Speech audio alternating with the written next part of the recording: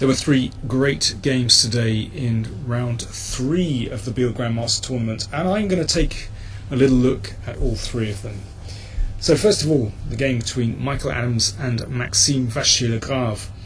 Well, I think Maxime has a decent position out of the opening, and you can see it's basically a Spanish.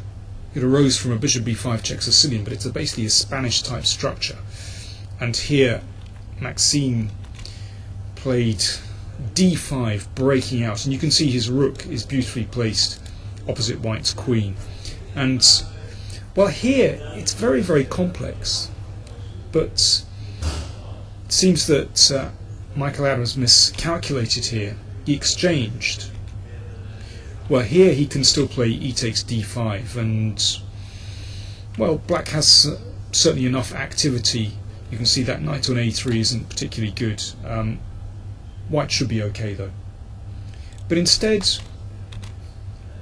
Mickey exchanged everything off on e5 and played f4. Now, if this works out, it's going to be very pleasant for white. For example, if the queen retreats to c7, e5, and white has this very pleasant pawn majority on the king side, nice for white. But he had overlooked some nasty tactics after bishop c5 check.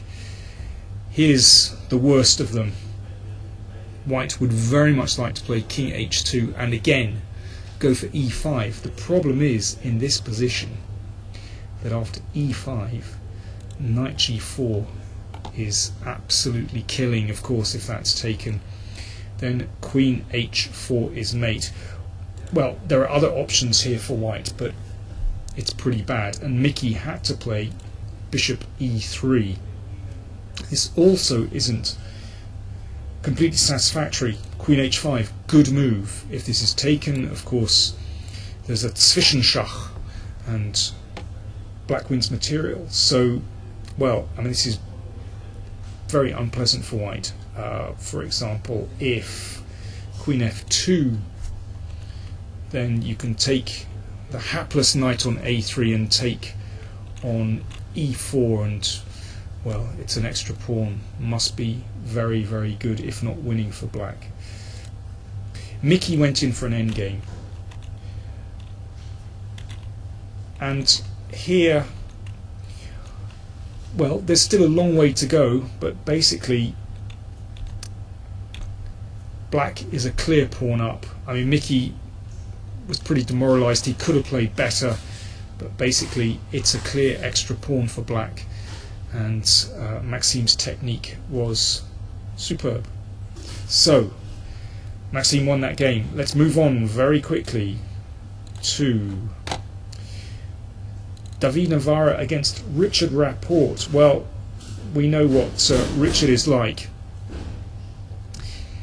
He played the Chigorin defence. Now, he played this in round 1 pretty successfully against Wojciech. That game was drawn. And in this game, he played quite an unusual gambit with black. And it was a very complicated endgame where Rapport was a pawn down for most of it. But round about move 30, things began to switch in Rapport's favour. You can see he has 2 bishops. I mean, this is the key to the position. Beautiful pieces, and this knight is not so good. At the moment, it's equal material, but, well, we've got 2 passed pawns here, very dangerous passed pawns. Let's see what happened. a3, this is still reasonable.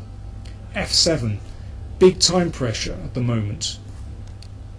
Such a complicated position when you're short of time is extremely difficult. Here Rapport should have played rook f8, and then probably an endgame such as this will arise, and well, black is going to take this pawn on g3. Black obviously has some winning chances with an extra pawn. Still difficult to win, only 2 pawns on the board for black, but still, that's probably best play. Instead, Rapport played rook takes g3. Well, this of course is highly ambitious. He's looking to clear up this pawn a bit later, but he'd overlooked this fabulous move, knight e4. Navarra is so good in these highly tactical situations. And this was move 40 for white, but black still had one more move to make before the time control. If Rapport had had time, I think he would have found a draw. After the game, David Navarra demonstrated an extraordinary line for black. Rapport played rook g2 checked here, but instead, if bishop takes knight, rook takes d6, of course this is the whole idea. You want to queen your pawn, you've eliminated the bishop. Rook f3, preventing the pawn queening. Rook takes e6. Well, I mean, I was doing the live commentary in this position, I thought, well, this is just a very simple win for white. We're attacking the bishop, we're threatening rook e8 check and f8 queen, and after a2, no problem, we can stop that with the bishop, and there are still two threats in this position. But Navarra showed this. This is incredible. Rook takes pawn, rook takes bishop. And here I thought, well, this is very easy. White is going to pick up this pawn. But watch this. Rook h7. Simple move. If, for example, king d3, preparing to bring the rook back to one of these squares, then rook d7, threatening queen, and when the rook goes back, c5. And, well, white picks up the a pawn, but it's going to be a draw. I mean, this is absolutely so superb. So after rook h7, it seems the best that white has is to go in for an endgame with the rook and bishop against rook. Well, I mean, this is a clear draw. Black even has a pawn here, so must be a draw. Fantastic. Instead, short of time, Rapport played the obvious move, rook g2. The king comes back. So once again, there's the threat of taking here. If bishop takes knight, then rook takes bishop, and this simply wins straight away for white. So Rapport brought the bishop back, and then king takes rook, and, well, the dust has settled after the time control, and white is the exchange up. This is still a very tricky position. Navarra actually thought for half an hour before playing king g3.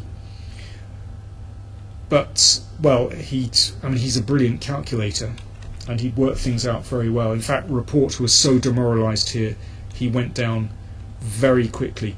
e5 is an attempt to stop the bishop coming to d4. Rapport was worried about bishop d4, and then the rook activates, and the king comes up the board. Well, with best play, perhaps black could hang on, but really, in practical play, it's almost impossible.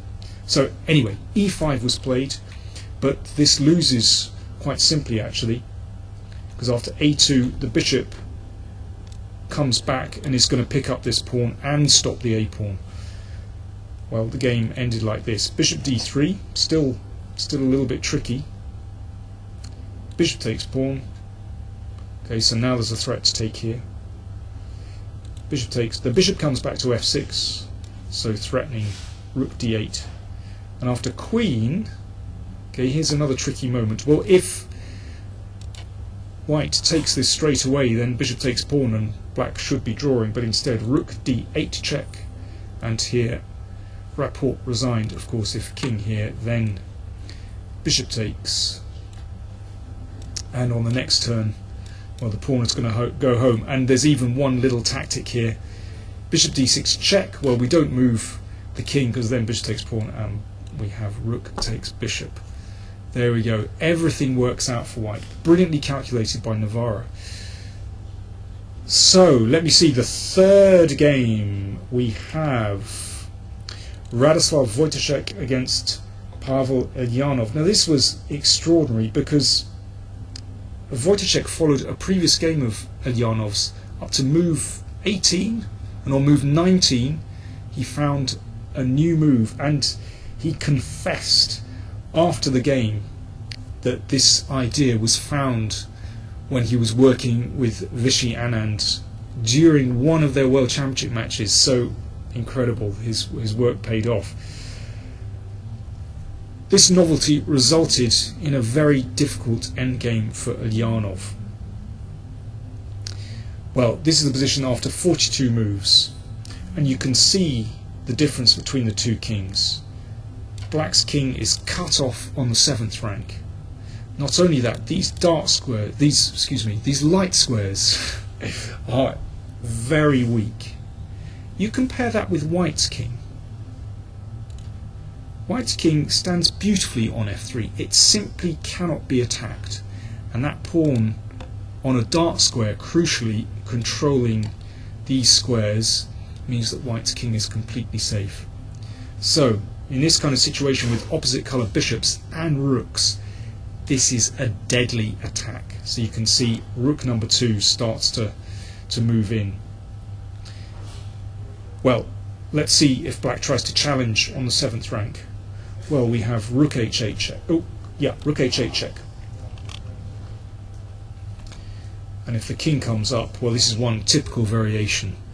If king g6, well, we can pick up that rook on g1, and if king g7, then rook a8, and it's going to be mate or winning something pretty soon.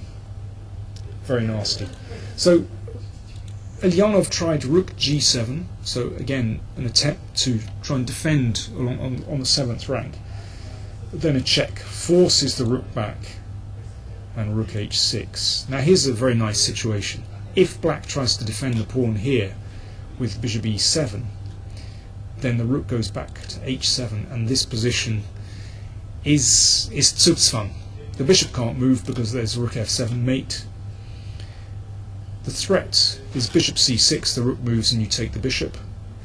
And if rook g7, then we throw this check in, and well, for example here, and bishop c6, the rook moves and we take the bishop. I mean, it's such an ugly position for Black to play.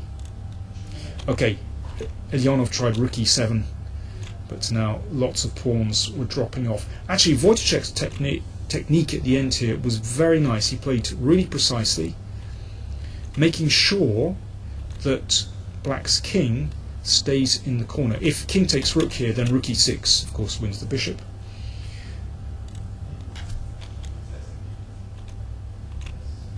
And in this position, see, he could have taken here immediately, but it's much better to put the king in the corner. If the king goes back to f8, well, that's 3 pawns. You'll see what I mean in a second. So the king has to go back to h8. He takes on b6, and the point is that there is now a little tactic for Black. You can take on f2, but because the king is so badly placed in the corner of the board, then actually this is very, very simple. Basically, Black's king can't participate in the defence, and here in this position Ulyanov resigned. Well, for example, if the bishop comes here, let's push again, and now the simplest way is just to make sure the king can't come over, and then, well, you can win anyhow you like. You can advance the pawn, you can move the king in to support the pawns, and it's all over. Beautiful technique from Wojciech. In fact, a wonderfully played endgame. He really squeezed the maximum out of the position. So there we go. After 3 rounds, we have 3 leaders: Radoslav Wojciech, Maxime Vachier-Lagrave, David Navarro, all have 2 points.